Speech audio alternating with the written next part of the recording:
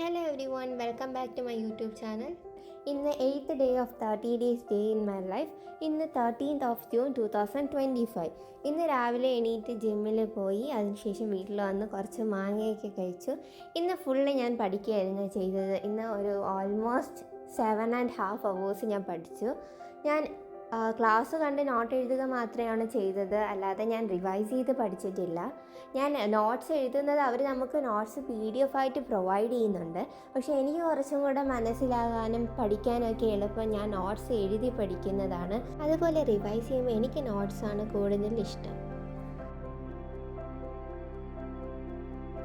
എനിക്ക് കൂടുതൽ നേരം ഇങ്ങനെ സ്ക്രീനിൽ നോക്കുമ്പോൾ തലവേദന എടുക്കാറുണ്ട്.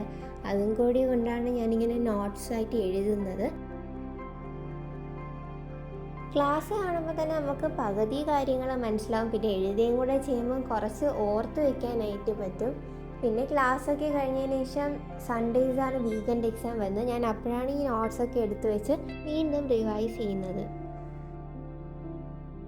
എനിക്ക് 21 IABയുടെ എക്സാം ഉണ്ട്. IABയുടെ എക്സാം കഴിഞ്ഞിട്ട് ഈ മന്ത് തന്നെ എനിക്ക് ഇത് ACCയുടെ എക്സാം എഴുതണമെന്നുണ്ട്.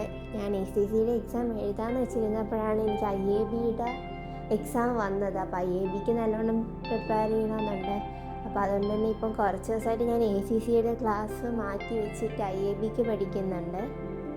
അതുകൊണ്ടാണ് ഞാൻ ACCയുടെ വീഡിയോസ് അങ്ങനെ കൂടുതൽ വരാത്തത്. സോ അപ്പോൾ ഇത്രയാണ് ഇന്നത്തേക്ക്. Stay tune. ബൈ.